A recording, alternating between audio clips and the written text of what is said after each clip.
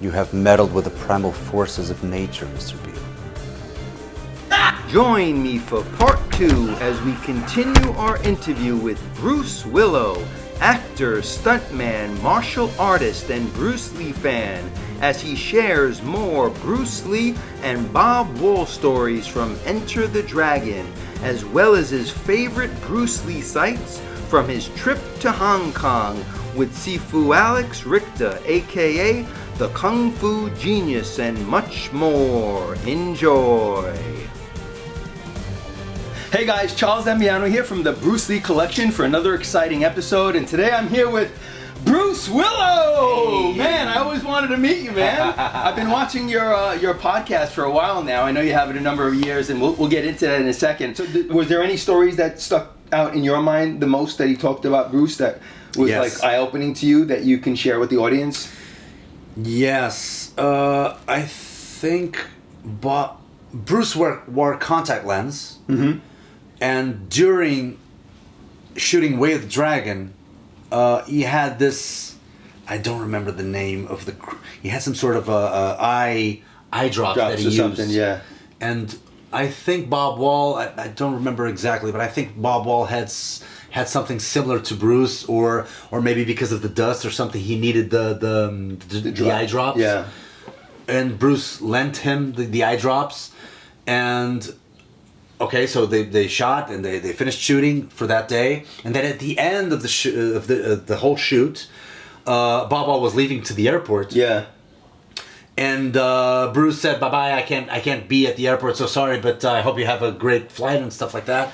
But then he surprised him at the airport to say goodbye to his friend, and he gave him like a whole box of those.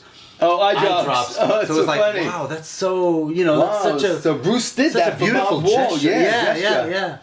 I don't remember the name of the eye drops, but it was something like this. I remember that story. That was a great story. I might be butchering the story a little bit, but if you guys watch it on the podcast... That was a great story. Yeah. Wow, I remember that. I guess it shows a lot of Bruce Lee's character that way, because I guess he gifted a lot of the people who worked with him on Way of the Dragon some watches or something. Yeah, I heard that too. Yeah, he was very generous, and he always treated people with respect. Even when you talk about the set of Enter the Dragon, he would always tell them to order more food for the extras and the cameraman, and he'd always want to worry about everyone else before even himself to make sure everyone was happy. If he would be a little bit more hot-tempered or maybe a little bit more arrogant at times, it would be with the man and not with the little people or the crew. Right, that's what I heard also, yeah. Well, yeah. As a stuntman, I can definitely relate to that. I bet. Because sometimes it's like, the stuntmen don't get the best treatment ever in the industry. Well, yeah, you should know. I mean, you've worked on the set at times. I can't complain with my experience. I can't complain, but I know that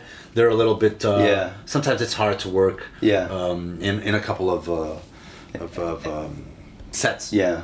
And any other Steven Seagal. Sorry. Any other tidbits of information you can share on that Bob shared with you on Bruce's character, or how he worked with him, or what movie he enjoyed working most with Bruce? Or there's actually one thing, I cut a few bits of the interview, and I'm going to say it here for the first time because now I can have a disclaimer on that. He was such a loose cannon when he spoke. Yeah. Right? He was such a off the cuff person that some things that he said, I know the hardcore Bruce Lee fans will not understand, and they will say, "Oh, he was jealous of Bruce." Yeah. I mean, maybe. Even if he were, because it was the right age to be, like, "Oh, he's better than me. Oh, I'm better than him." It would be the right age to do that, right? That went on. We all felt that in a way or two about people who are like our co-workers or whatnot. And he said some things that I know that people would misinterpret, but he was just being funny. Yeah. I don't think he was being literal. Oh, I got it. There was this little bit that I took out because I wanted to preserve his image. Yeah, and what was that? Especially, and I didn't know, obviously, but especially because 2 years later he died. Yeah, I know. He passed away. So I was like, oh my God, I'm so glad I took that out because people would not understand. Yeah. It was very simple. It was like someone told him, "Oh, Bruce is going to be mad at you. Bruce is going to beat you," because apparently they had he cut him with the bottle, with the bottle and into the dragon yeah. when he was about to kick the bottle, and he accidentally cut Bruce. And people were saying like, "Oh, he's gonna beat your ass," or Bruce was saying, "I'm gonna beat you," or maybe it was even before when Bruce was like, they were like, trash talking to each other. Yeah. Oh, you better stop that, or I'm gonna beat your ass. And he said something like, "You little Chinaman, you can't beat me." He said that in a way that I knew that it would be misinterpreted. Got it. Well, if people got it firsthand. Yeah. He said that in a way that I think it would be very well received, and I can already see the comments. This guy's only jealous of Bruce, and it's like, that's not fair. Yeah. He was only being funny. He was only talking, Yeah, well, he had a reputation for that, right? Bob Yeah. Wall, I mean, he said things that, he exaggerates stories. I remember first of him all. saying stuff that people were like, "Oh, that's bullshit. That's bullshit." Can I say? Yeah. Oh, that's bullshit. You can't say that because that's not true.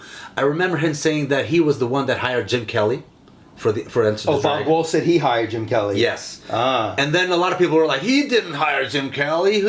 So and so hired Jim Kelly," and I was like, "Okay." But then he actually, during the interview, he says, "People, go and read Fred Weintraub, the producer, one of the producers making from Warner Adventures Bros. of the Dragon. Yeah, go read his biography, because his biography has everything about the movie, and every true thing about the movie." And when I read his biography, there it is, that Bob Wall had a couple of connections, obviously, in the karate world. So he went to. He was the one that got them, apparently, Stephen Muhammad. Oh, okay. That's his name, right? Stephen Muhammad, Master Stephen Muhammad, Sensei, and Jim Kelly as well. Wow. So maybe there is truth So to that. it was through him. I could It see doesn't that. mean that he was the one that said, "Come here, I'm Yeah. going to give you the stardom." It wasn't like that. Yeah, I could see that. Yeah, Bob. So Fred Weintraub said that as well. So I guess the producer... Yeah, it could have happened. Because they were thinking of someone else for Jim Kelly at the time, right? Yeah. So they were going to use Rodney Tarkenton to play Jim Kelly as opposed to... but I heard he turned down the role last minute, and then they were scurrying to figure out who they were going to get. So maybe they did go to Bob Wall and said, "Hey, do you have anyone you could recommend?" Or, so maybe it happened somewhere. Yeah, even if it along wasn't those Jim lines. Kelly, like at first it was like, "Do you know any karate players who look good? And who can perform this part?" And he was like, "Oh, maybe contact these guys." So it was through him. Yeah. So apparently it's true. Yeah. So, even though people say a lot of things about Bob Wall because he talks a lot, some of the things were actually, like legit, I guess. Yeah.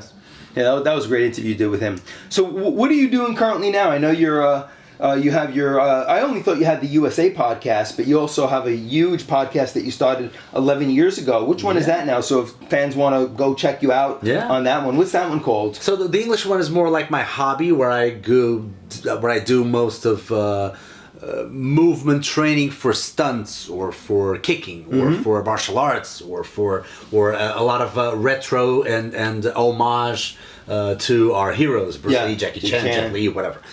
So this is like my hobby, but my main YouTube channel is called Dicas do Salgueiro, which means, my name is Bruno Salgueiro. That's why it's Bruce Willow, because Salgueiro means willow tree. Ah, okay.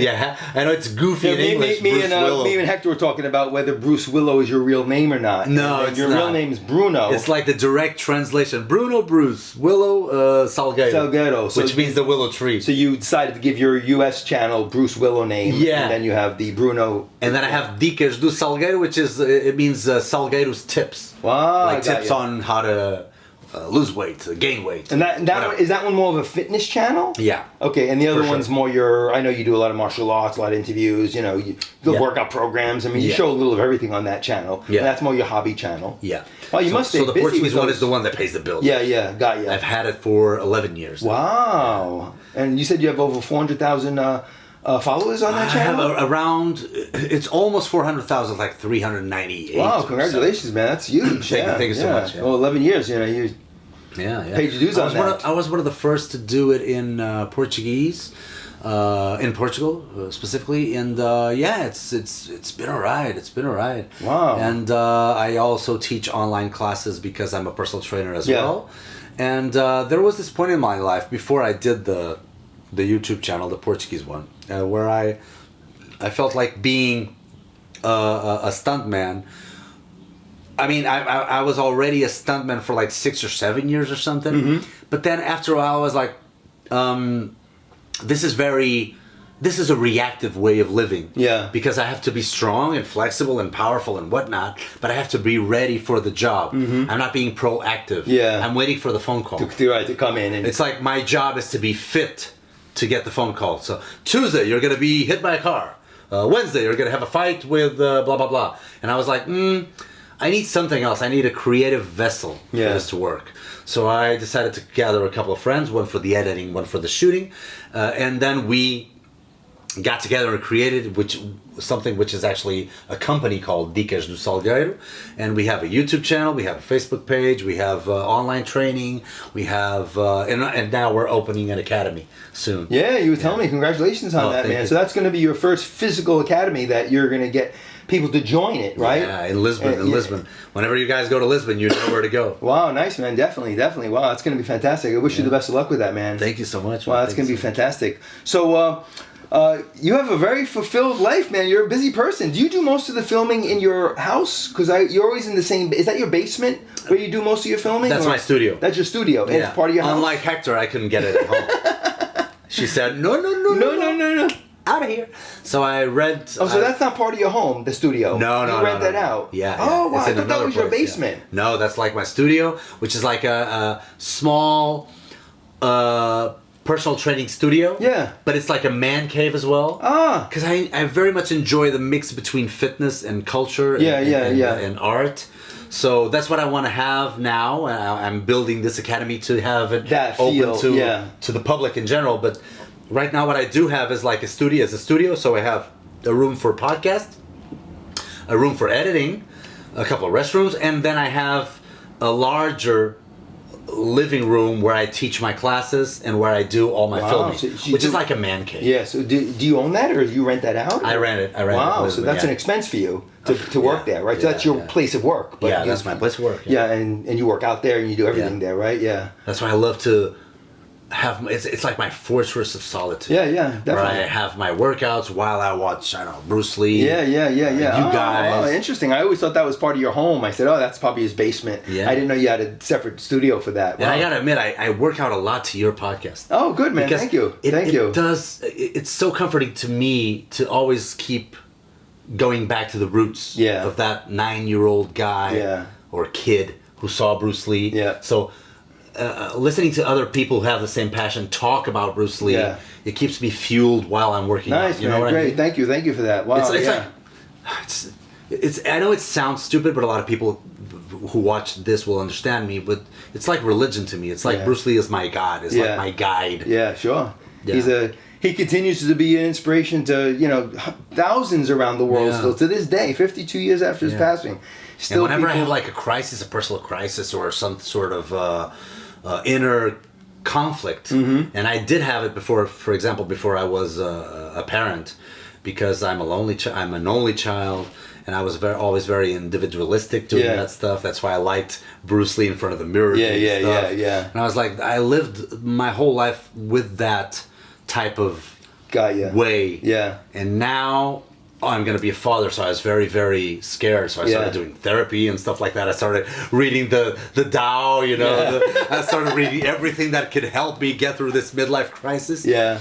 And only now, or only a couple months ago, I had this epiphany with my therapist. He was like, I was wondering if I did everything because I wanted to be like Bruce Lee, or because I didn't believe it was in me. I believed I needed Bruce Lee to keep going. Yeah. And he was like, Bruno, Bruce Lee could only get the best of what's already inside of you. So that's yours. Wow, look at that, man. Look, I burst into tears in therapy. I was like, it's mine? It's not Bruce's? It's yours. Bruce Lee helped you look at what's inside of you. You can't fetch what's not inside of you. And I was like... It was eye-opening for you, right? That was like... So I can be confident enough. I can keep going. Exactly. Wow, man, that's fantastic. You can keep going, Bruno. Yeah. And I was like, wow. So I think it's a great epiphany to know that your idols helped you a lot, but they will always be inside of you. In a way. You don't have to keep searching for that. What would Bruce Lee do? No, what would Bruno do? You're Bruno. He's Bruce. Don't try to be him. He's him. You're you. But he's here to, shed some light on what you already have inside of you. And that is the biggest lesson I've learned so far fantastic, with man. Bruce Thank Lee. you for sharing that. That's amazing, man. Wow. Great lesson. So you recently went to Hong Kong with Alex Richter, right? And the group. How was that? What was that experience like? I had already gone once, and I had already bummed my girlfriend into watching everything Bruce Lee related. Have you ever been to Hong Kong? No. Alex keeps inviting me. He goes, "You got to come to my next one." And I haven't taken him up on that yet. But did you have fun there? It looked amazing. The first time I went, like 7 or 8 years ago, I did the whole thing. But now with Alex, it was much better because he knows. Oh my! He's a guide, right? He's a guide, he says, what happened here was blah blah blah. What happened there was blah blah blah. Without you having to scroll to look for all the sites. Yeah, to look for all the sites. It was like he took care of us. Yeah, we went everywhere. We went to Betty Ting Pei's apartment. Wow! Just to watch. He passed away over there. It was like wow. We stay there for a little bit. Yeah, like wow. Took you to the Wing Chun school, right? Wing Chun school. He took me to, I think, one of the best, or maybe my favorite spot of all is the Enter the Dragon, the finger to the moon, Oh, wait, he talked to the kid? Yeah, it's in a Tsingshan Monastery. It's actually, I think it's the eldest Buddhist temple in all of Hong Kong. Yeah. And I think it was discovered by what's his name? The abbot that does the scene that was not featured in the Roy Chow. Oh, Roy Chow. Roy Chow, as a hobby, I think he liked to drive to helicopters. Helicopters. Yeah. Roy Chow. He was just having fun before the shoot, and he found it was like, whoa, that temple's cool. So he found the temple apparently, and that's where So he found a location, and they were like, oh, we should shoot there. So we went there, and that was where they shot the finger to the moon. Yeah. Don't concentrate on the finger. So you will miss all that heavenly glory. Do you understand? Wow, so you stood right on that spot? Yeah. Wow, nice. So Alex took you to all those Bruce Lee locations in Hong Kong, and the one you remember most was the one where Bruce was giving the student the instructor, where he was saying, it's like a finger pointing away to the moon. And what I didn't tell you was that 6 or 7, I actually told you before we started shooting, but I'm going to say it again because I love it so much.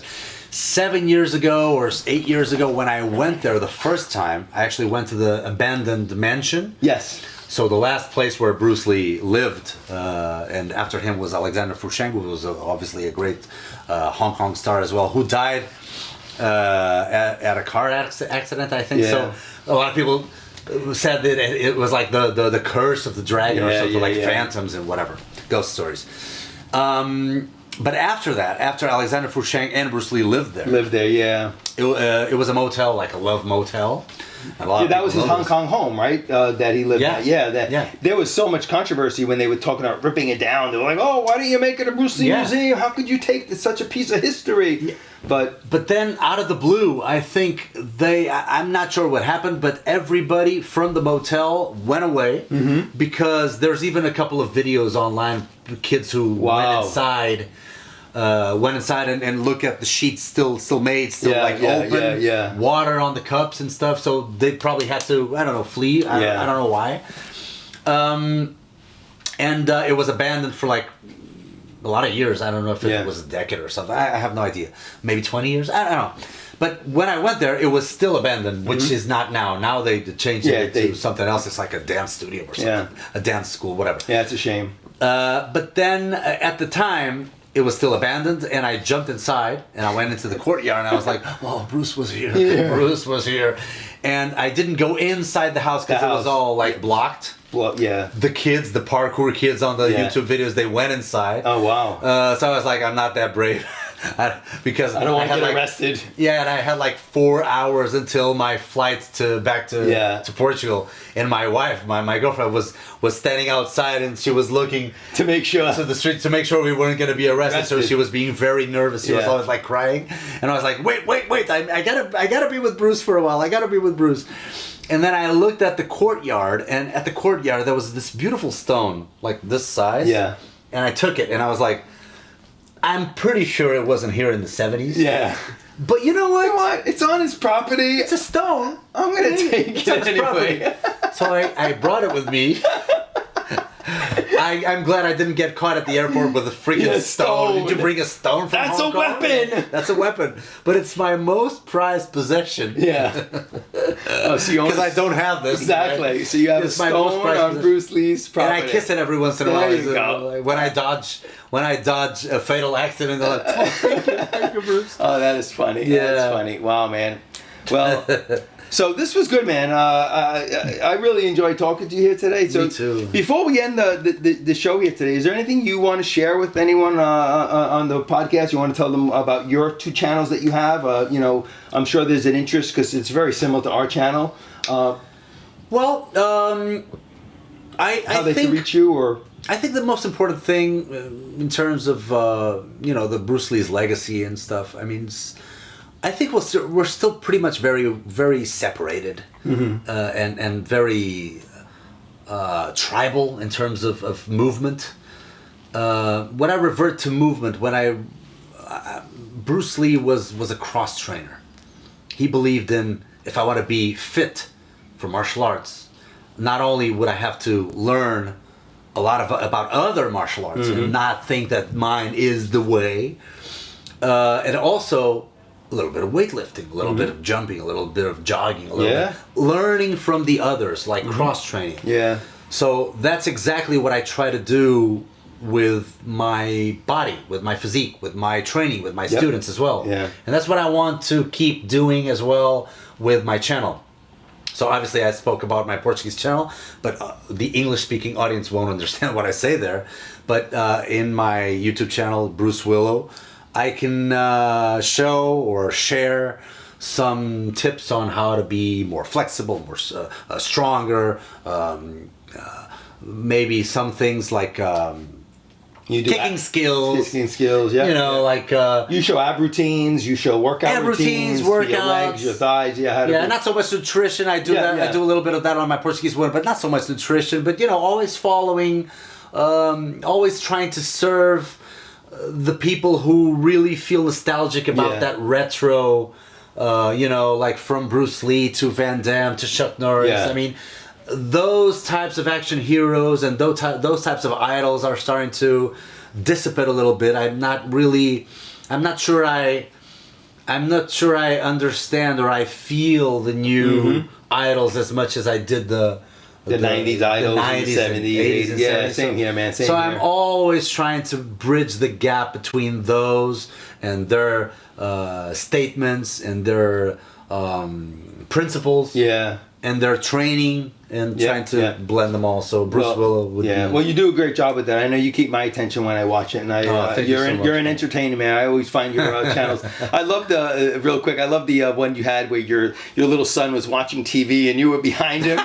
And you're working out, and every time he turns around, you're like, oh yeah, and then you start working out again.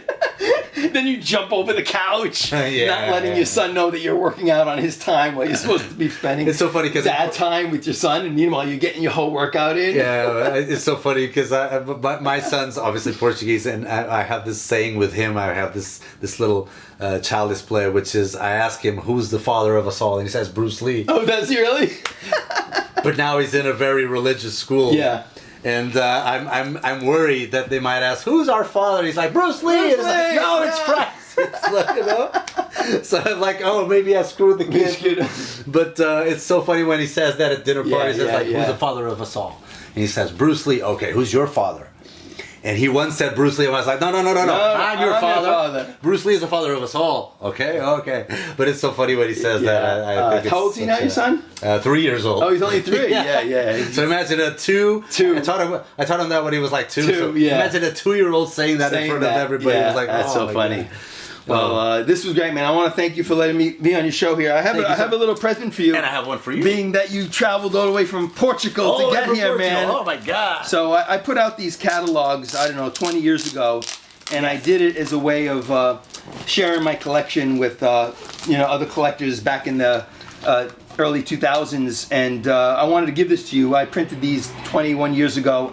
Actually 24 years ago now. Wow, time flies. And it shows over 700-800 items of Bruce Lee. That's part of my collection that I think you'll find great flipping through when you go back on your plane ride. So I want to give you these. I have a couple left. I was selling this back in the day, but I want to give you this, and I'll sign a few also before you leave here today. Please do. And I think you'll have fun flipping through that as you take your plane ride back. It's called the Bruce Lee Collection. It was catalog book number 3. It's the biggest one. It's 75 pages, and it shows almost close to 800 items and collectibles on Bruce Lee throughout the world. Beautiful print. Yeah, and it's all put together in categories of all the black belt magazines and Karate Illustrated and VHS and tapes and DVDs throughout the years, and you'll see all the different And this items. is your collection? Yeah, it's my collection. You have these all those in my collection. Doubles, triples, and some of it I sell because doubles and triples. I have doubles of, and so people have an opportunity back in the day to say, hey, I want to buy this. Do you have a double of it? And I would sell it. But I always keep my core collection, that ones that I only have one of, like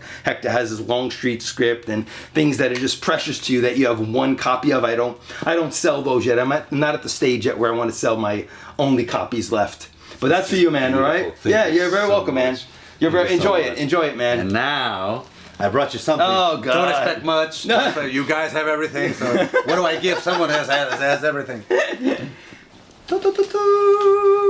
Oh, damn, sorry. That's okay, that's okay. I don't have that one, man. It was a subway ride, man. Right. Oh, look at that. This is a Portuguese magazine Is it from really? a Bruce Lee club back in the day. I have no idea which day it was because it doesn't even say the date. Oh, but wow. I'm thinking 70s something. Well, it's Enter the Dragon on the cover there. And it was a special on Bruce Lee from Portugal. And it was a Portuguese kung fu master called Rui de Mendonça, which I never knew about. I don't know him. Oh, this is great. So it's Club Bruce Lee. And you couldn't find a date in here? I couldn't find a date in Wow. here. I have no idea. I tried looking I'll online. look through it. Yeah. It looks pretty vintage. It looks like it could be, it looks pretty old just from the paper. But Wow, keep in mind, the whole Portugal is issue always... is all on Bruce Lee. Yeah. Oh, Some that's of the things really from nice. The Tao of The Tao of Jeet Kune Do, Jeet some of the pictures of Yeah, his. let's show this up Oh, here yeah, real of quick. course. So him working out. So since it's a Portuguese magazine, I figured they probably don't have this. I don't. Wow, this it's is the pretty only cool. thing in the world in it. Him and Jabbar on Game of Death. Oh, some really great photos. It's like almost a filmography of all his films. Yeah. We got Nora Mao there. And it's funny because it's got so many mistakes. Like they say things from the picture that it's like, And it's that's all not written. true. It's all written in Portuguese, right? Yeah. All in Portuguese. Wow, this is Let me really show you nice, man. one of the mistakes actually that they have here. They said that that Nora Mao was a master, was like a sensei. Oh, really? They say that in the magazine? She's not, right? Not that I know Not of. that I know of. No, they say a couple of things which is like, okay. That's hilarious. That's hilarious, right? There she goes. Nora Mao, the extraordinary Sifu of Kung Fu, great friend to Bruce Lee. Stars in various Chinese martial arts movies. They call her a master That's of true. Kung Fu. Yeah, master of Kung Fu. There you go. Well, Bruce Lee was the most beautiful artist in Hong Kong. look at that picture. That's some pretty rare shots in that magazine. There's some nice ones in there. Bruce Lee yeah. was adored by all, friends would say. Yeah, I guess that's true. It's hard finding other collectibles from around the world, so thank you for this, man. No, man. Yeah. I believe We're gonna see was like a one rare or poster two, of Hector soon in our next episode, so we have to get people prepared. Well, thank you for this, Bruce. I appreciate it, man. more than welcome and Yeah. more than happy to share whatever it is that I Thank you, buddy. have that could enrich a little bit or And thank add you. to your collection. Yeah, well, thank you. I appreciate it. I love all collectibles, so anything that I don't have that I could add to it is always a joy. Yeah. So appreciate that. So that's gonna be it for this episode, guy. We were fortunate enough to have Bruce Willow on the show here today. I want to thank him again for his time. Thank you, guys. Flew all the way from Portugal, All the way. just to be with Hector and I here today in Hector's pad. And got lost on the subway on the 4 times. subway, had to take an Uber Had here. to take an Uber, yes. So, thanks for watching, guys. If you're new to the channel and haven't subscribed, please hit the subscribe button, give the video a thumbs up, and we'll talk to you real soon. And as always, have fun collecting, and we'll see you guys next time. Charlie! Hector! Thanks, guys. All right, man. Thank you, buddy. That was great. Oh, man. Appreciate the interview, Thank you man. so much, Yeah, man. that was Thank fun. you so much. Hey, put that. Yeah. good, man. Wow, that was awesome, man. Awesome.